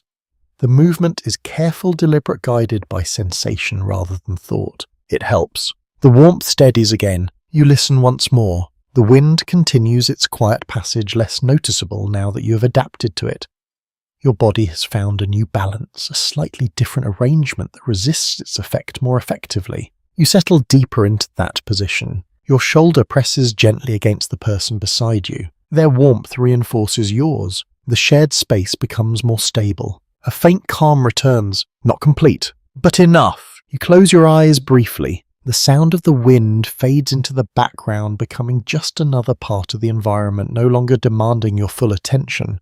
Your body remains aware of it, adjusting subtly, maintaining the balance without disrupting your rest. You open your eyes again. The room remains dim, the fire low, the night deep. Nothing has changed outwardly yet. Everything feels slightly more controlled, more contained. You have adapted. Again, you pull the covering one final time, securing it in place, then let your body relax into the warmth you have preserved. The wind continues its quiet work outside, but inside you hold your position, understanding now that warmth is not only about what you gather, it is about what you keep from escaping and what you keep from entering. You remain settled within your carefully arranged space, your body angled just enough to resist the faint movement of air beyond the coverings. The wind continues outside, but it feels less intrusive now, reduced to a distant presence rather than an immediate concern. Gradually, something else draws your attention. A different kind of quiet, heavier, more settled. You open your eyes slightly. The room looks the same, dim and still, yet the air feels altered. The sharpness of the cold has softened, not disappeared, but changed in character. It feels less direct, less searching. You take a slow breath. The air is cooler than your enclosed space, but not as biting as before. You shift slightly, careful not to disturb the balance you've created, and glance toward the edges of the room.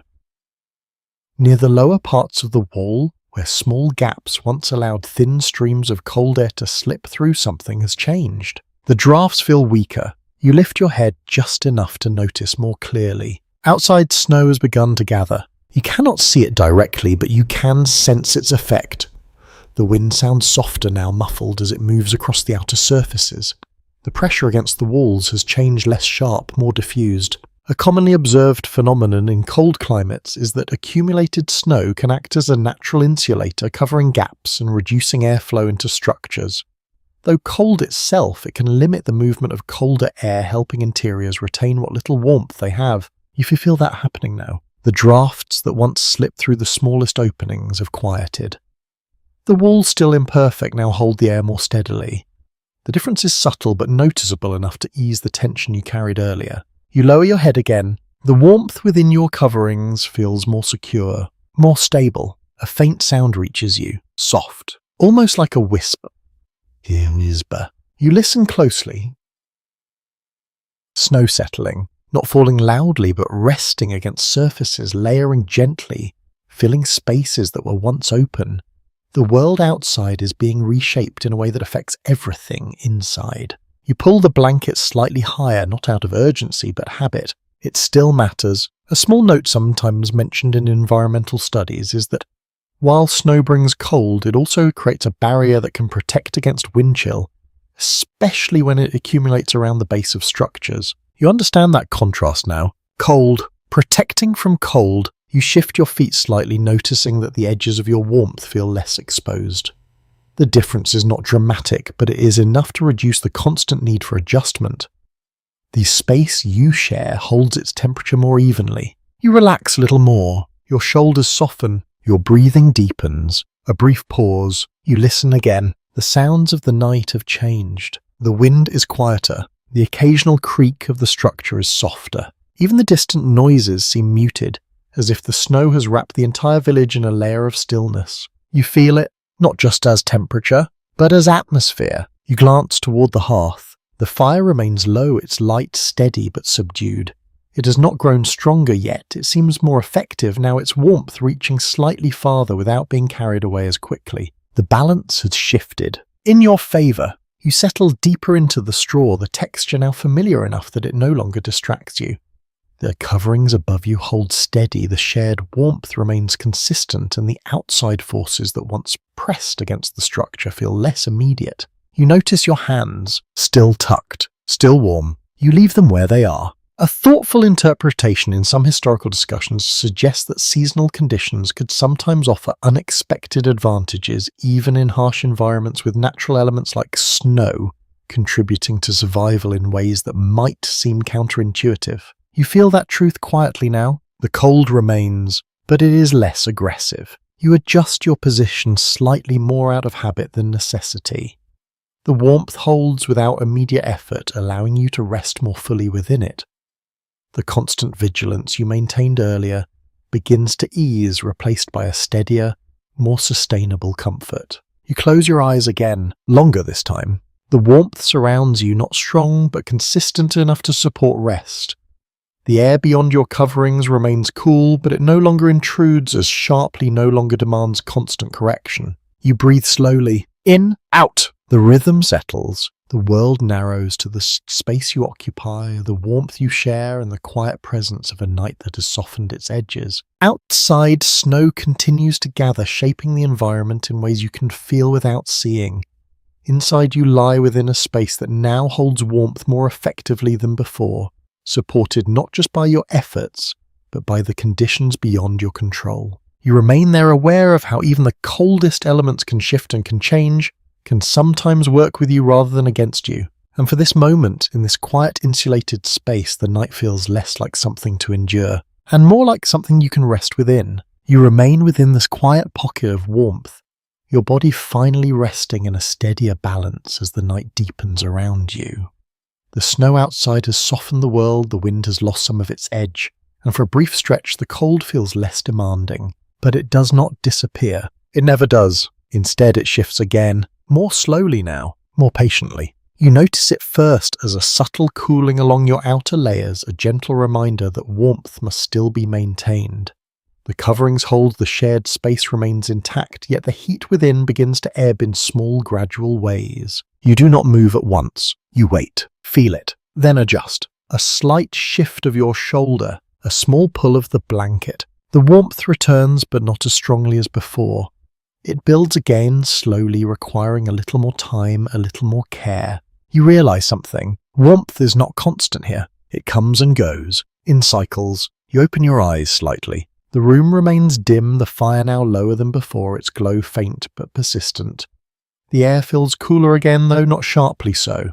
The difference is enough to change how you rest, how you position yourself, how often you adjust. A pattern becomes clear, a recurring rhythm. A well-noted observation in studies of pre-modern living conditions is that warmth within homes often fluctuated throughout the night, rising and falling depending on factors such as fire intensity, body heat, and external conditions. You feel that rhythm now. You are part of it. You shift again, this time more deliberately.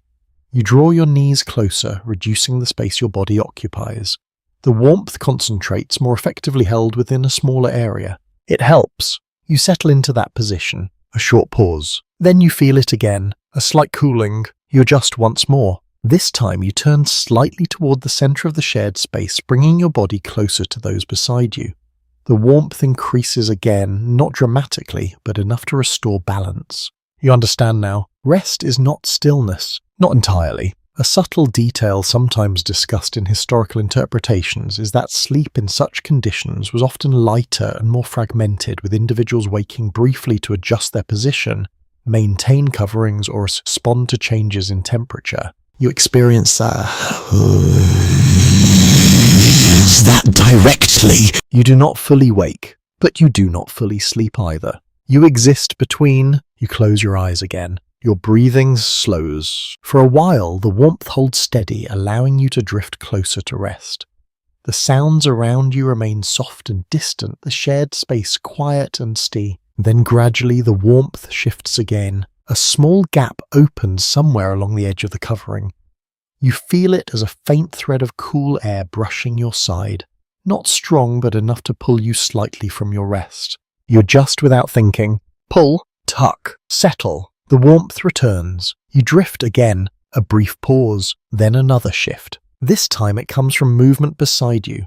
Someone adjusts their position, creating a momentary change in the shared space. The warmth redistributes, thinning, in one place gathering in another. You respond, shift slightly, realign. The balance restores. An interpretation sometimes raised by historians is that communal sleeping required constant subtle coordination where each person's movements affected the whole, creating a dynamic system of shared warmth. You feel that system clearly. It is not planned. It is not spoken. It simply happens. You drift again. Time becomes less distinct. Moments blend together. Warmth builds, fades, returns. Each cycle smaller than the last, yet just enough to carry you forward. You notice your hands again. Still tucked, still warm. You keep them there. Your feet shift slightly, pressing closer to the center. The warmth follows. You remain aware of these small adjustments even as your body begins to relax more deeply. The need to respond never fully disappears, but it becomes less urgent, more integrated into the rhythm of rest. You breathe slowly. The air within your coverings remains steady, the scent of wool and straw soft and familiar now. It no longer draws your attention.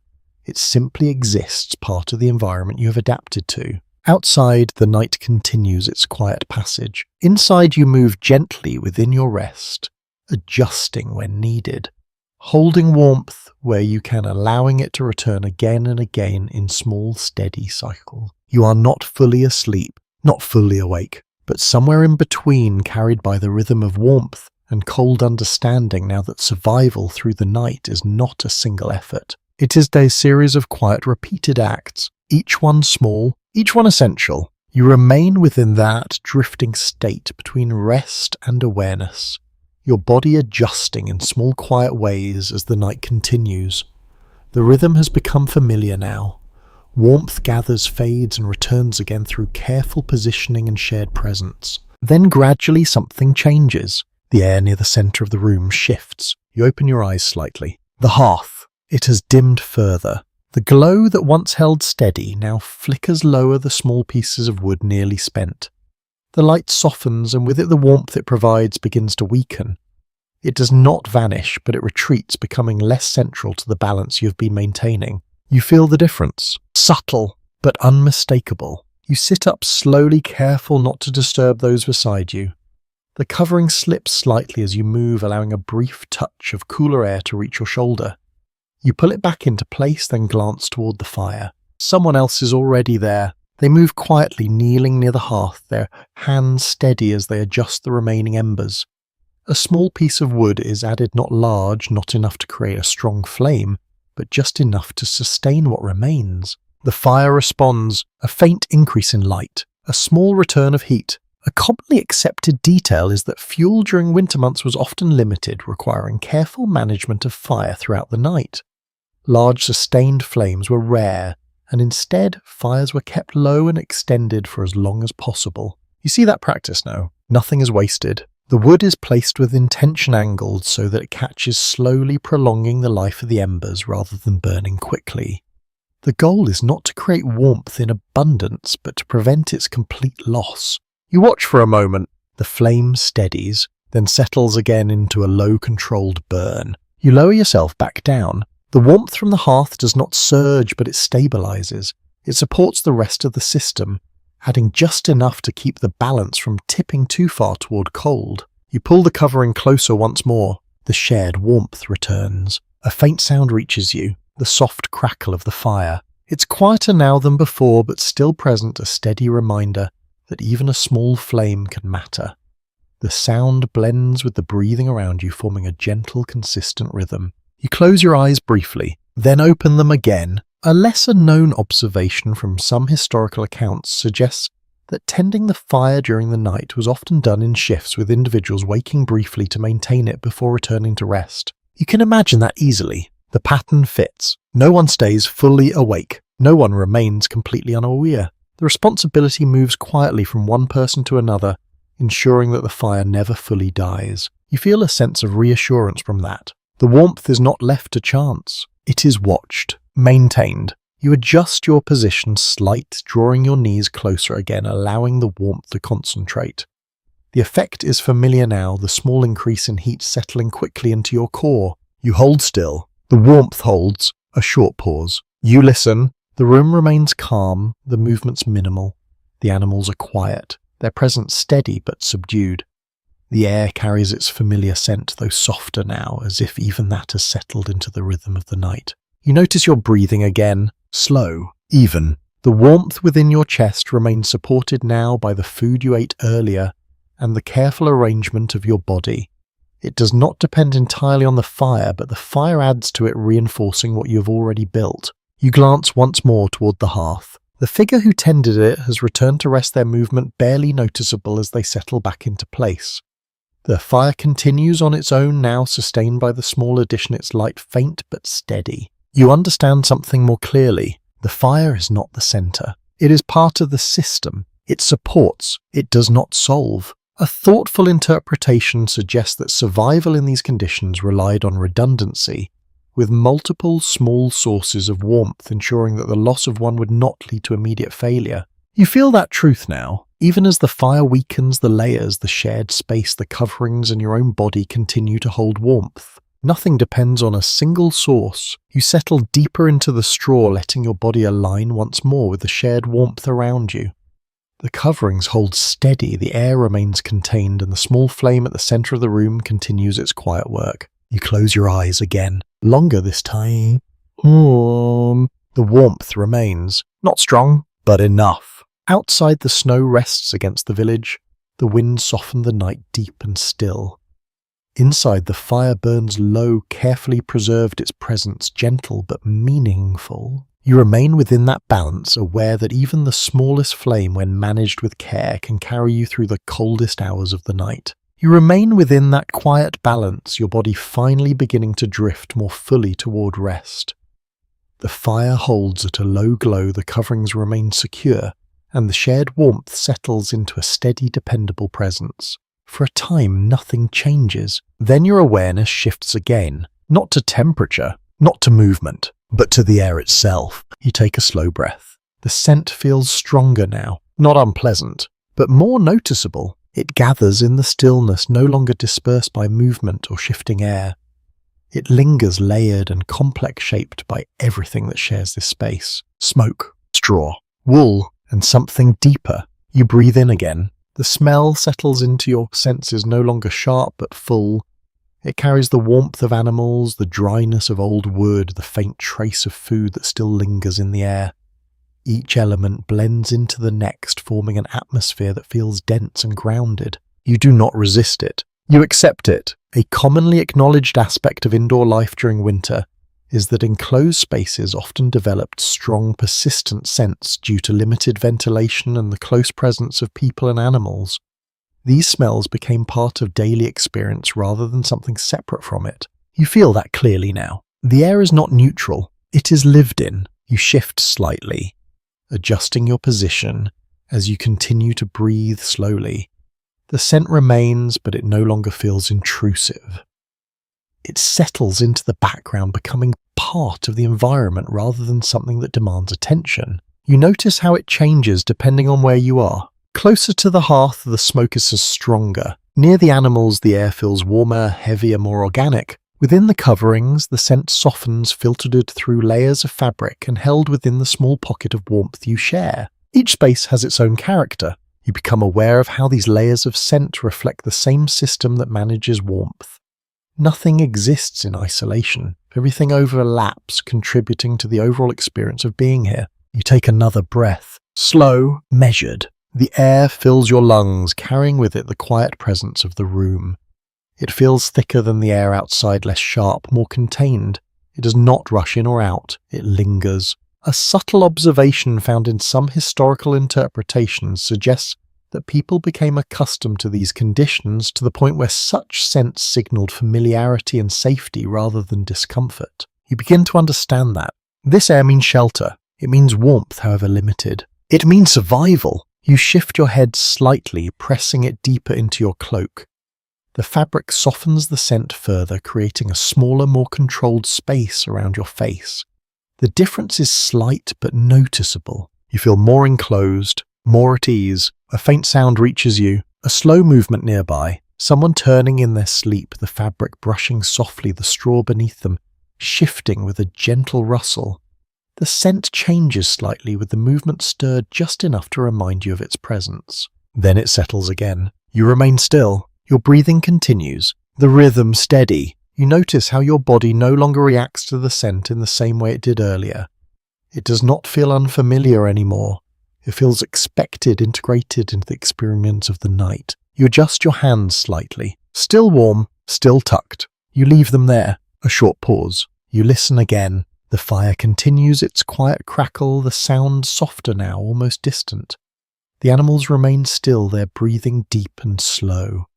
The room feels stable, contained, held together by layers of warmth and presence. You take another breath. The scent remains constant. It does not change dramatically. It does not fade. It simply exists. A thoughtful perspective sometimes offered by historians is that sensory experiences like smell played a significant role in shaping how people understood their environment, even if they did not describe it explicitly. You feel that now. The scent tells you where you are, what surrounds you, what sustains you. You settle further into the straw, letting your body relax more completely.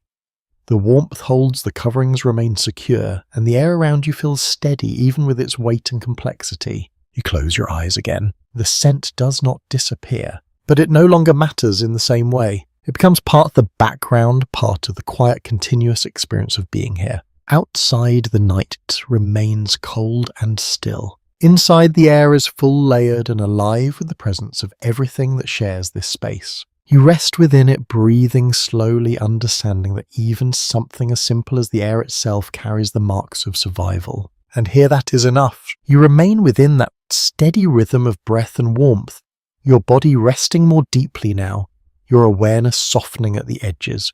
The air is thick but familiar. The coverings secure the shared space, holding together with quiet consistency. For a time, everything feels balanced. Then slowly something shifts again. Not in the room, but within you. A faint chill returns, not across your whole body, just in one place. Your chest tightens slightly. Your breath changes. You notice it immediately. You inhale again. The air feels heavier than before. Not colder, but harder to move. You shift your position slightly, lifting your head, then settling it again. The coverings remain in place, the warmth still present, yet something feels different. Your body is responding. A widely recognized concern in studies of winter life is that cold environments combined with enclosed spaces and smoke could affect breathing and overall health, especially during long nights with limited ventilation. You feel a small trace of that now. Nothing severe, just a subtle awareness. You take another breath, slower this time. The air fills your lungs more evenly. The sensation eases. You adjust your position again, turning your head slightly to one side where the air feels a little clearer. The change is small, but it helps. The space around your face feels less dense, allowing your breathing to settle. You remain still for a moment, then relax again. A soft sound reaches you. Someone nearby shifts. Another quiet movement follows, the coverings adjusting slightly as the shared space responds. The warmth remains, but the arrangement changes just enough to allow a faint movement of air. You feel it, a slight current, gentle. It passes across your face, then fades. The difference is immediate. Your breathing becomes easier. A lesser discussed detail in some historical interpretations is that even minimal airflow within enclosed spaces could make a significant difference in comfort, balancing the need for warmth with the need for breathable air. You understand that balance now? Too much air movement brings cold, too little brings heaviness. You settle into the position that feels best. Your head angled slightly, your body still contained. The warmth holds. The air moves just enough. A brief pause. You close your eyes again. Your breathing steadies. The earlier discomfort fades into the background, replaced by a calm, even rhythm that feels sustainable. Your body adjusts, finding a way to exist within these conditions without strain. You notice your hands again, still warm, Still close? You keep them there. A thoughtful observation from some historians suggests that winter illness was a constant risk in such environments, not only from cold exposure but from the conditions created to avoid it, including close quarters and limited airflow. You feel that tension quietly, the need for warmth, the need for air. Both present, both necessary. You adjust your position, once more only slightly maintaining the balance you have found. The coverings remain secure, the shared warmth steady, the air just mobile enough to feel manageable. You take another slow breath. In, out. The rhythm continues. The room around you remains quiet. The fire low, the animals still. Nothing outwardly changes, yet your awareness of your own body has deepened, attuned now to even the smallest shifts in sensation. You settle again, more fully this time. The warmth supports you. The air sustains you. The balance holds. A faint calm returns, stronger than before. You drift once more toward rest, your body no longer resisting, no longer adjusting as frequently. The small discomfort has passed, replaced by a steadier, more sustainable state. Outside, the night remains cold and salt. Inside, you lie within a space that must carefully balance warmth and breath, understanding now that survival is not only about holding heat, but also about allowing just enough air to move through it. You remain there, breathing slowly, resting within that delicate balance, aware that even the smallest adjustment can shape how you endure the long winter night. You rest more deeply now, your breathing steady, your body held within a balance that no longer requires constant correction.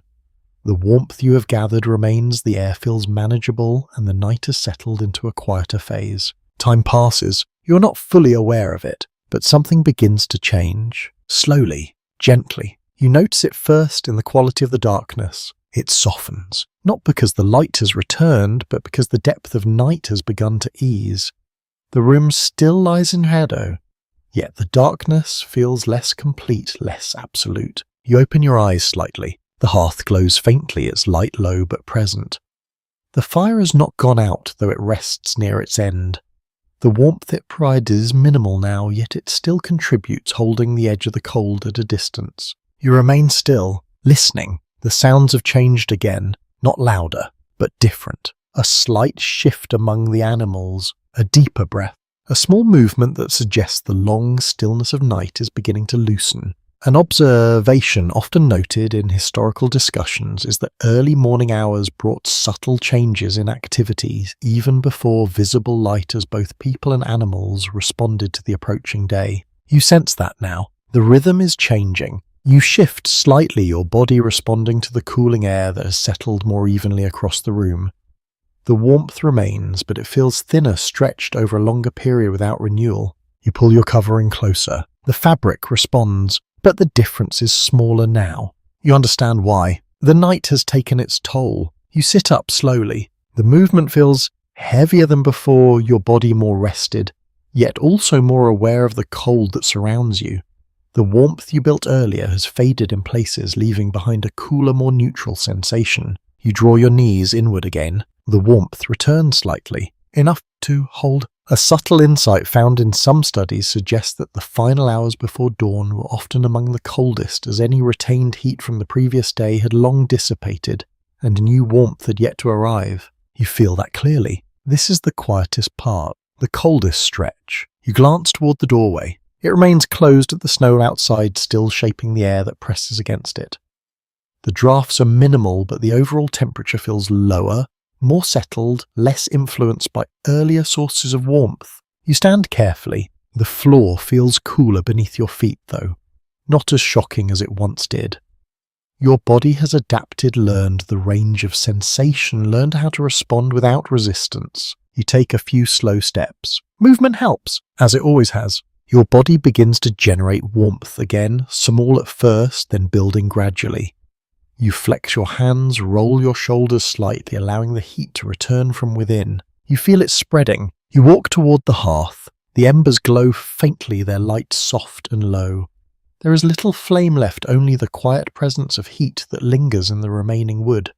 It is not enough to warm the room, but it offers something. A starting point. You hold your hands near it briefly, then lower them again. A quiet decision. You turn back towards the others. They begin to stir as well. Small movements, a shift of fabric, a slow stretch. The shared space loosens and no longer held as tightly as before. The need for constant preservation begins to ease, replaced by the gradual return of activity. A reflective perspective offered in some historical interpretations suggests that much of this knowledge, how to endure the night, how to manage warmth, was passed through routine rather than instruction learned through repetition over time. You've experienced that process yourself, without words, without guidance. You move back towards your place and gather your cloak more firmly around you. The layers still hold some warmth enough to carry you into the next phase of the day. You breathe slowly. The air feels lighter now. Not warmer, but less heavy. More open. The balance is shifting again. From night to morning, from stillness to movement. You sit once more, but only briefly. The need to remain still has passed. Movement becomes more natural again, more frequent as the room gradually returns to life. The cold remains, but it no longer dominates. You feel ready to move within it again, to respond, to adapt. Outside, the first signs of morning begin to approach, though not yet visible. Inside, you stand within a space that has carried you through the coldest hours, understanding now how each small action, each quiet adjustment has allowed you to endure. And now the night begins to release you. You remain standing for a moment, your body caught between rest and motion, between the cold that still lingers and the quiet promise of morning. The room around you has begun to shift, not dramatically, but enough that you can feel it. The night is loosening. Slowly, gently, you take a step, then another. Your body responds more easily now, the stiffness of earlier hours replaced by a steadier strength. The warmth you built during the night has not vanished, though it is thinner now, stretched across time and movement. You draw your cloak closer. It still holds something, enough to carry you forward. A faint light begins to form at the edges of the room. It is not bright, not yet, but it softens the darkness, giving shape to what was hidden before. The walls appear again, the outlines of objects becoming clearer, the space feeling less enclosed. You breathe in slowly. The air feels different. Cool, but lighter. A widely recognized pattern in rural winter life is that morning often brought not immediate warmth, but a gradual transition where activity replaced stillness as the primary means of maintaining heat. You feel that shift now. You move, not out of necessity alone, but because it feels right. Others do the same, quietly. A figure rises from the bed, adjusting their layers with practiced ease. Another moves toward the hearth, preparing to coax the embers back into a stronger flame. The animals stir their presence, becoming more active, their warmth still present, but now part of a waking rhythm. The shared space opens, not losing warmth entirely, but redistributing it. You step toward the doorway. The air grows cooler as you approach the boundary between inside and outside, becoming more distinct. You pause there, your hand resting lightly against the wood. You do not open it. Not yet. You listen. The world outside. Outside is quiet. Snow has settled. The wind has calmed. Everything feels still. A subtle point often noted in environmental observations is that early morning cold can feel sharper due to the stillness of the air, even when temperatures are not at their lowest. You sense that waiting beyond the door. You turn away. For now, you move back toward the center of the room where the small fire begins to grow again. A few careful movements, a bit more wood, and the flame responds, rising slightly, offering a renewed source of warmth. It is not sudden. It builds, as everything does here. You hold your hands toward it briefly, feeling the first return of morning heat. It touches your skin, then settles, becoming part of the larger balance once more. You lower your hands. You no longer depend on it alone. You understand now. A reflective insight shared in some historical interpretations is that survival in such environments relied on a continuous cycle of adaptation where no single method provided complete comfort, but together they created enough stability to endure. You have lived that cycle. Through the night, through the cold, through every small adjustment that kept warmth from slipping away. You sit again just for a moment, letting your body rest within this new phase. The light continues to grow slowly, revealing more of the room, more of the structure, more of the life within it. Nothing is hidden now. Everything is simply present. You notice your hands, still warm enough. You notice your breath, steady, You notice the air, cool but no longer heavy. You let your shoulders relax. The tension of the night releases in small, quiet ways, replaced by a calm that feels earned rather than given. You take one more slow breath, then another, and you allow yourself to settle not into sleep this time, but into a softer awareness where the need to constantly adjust has passed, and the warmth you hold feels enough to carry you into the day. The room grows lighter, the fire steadier, the world outside waiting, and you remain here at the edge of night and morning, understanding now that warmth was never something you simply had. It was something you created, protected, shared, and carried with you one quiet moment at a time. You rest in that understanding, letting it settle, letting the rhythm slow, letting the night finally fade. The warmth around you softens, the air lightens, your breathing deepens slow and even as the world gently shifts toward day. There is no urgency now, only quiet, only stillness, only the faint, steady comfort of a space that held you through the cold. And as your awareness drifts further, the details begin to blur the edges of the room, softening, the sounds fading into a distant calm. You remain there wrapped in the last traces of night, your body at ease, your mind quiet, your warmth held gently within you. Nothing needs to be done, nothing needs to be changed. Only rest, only stillness, only the slow, quiet unfolding of morning. Sleep well,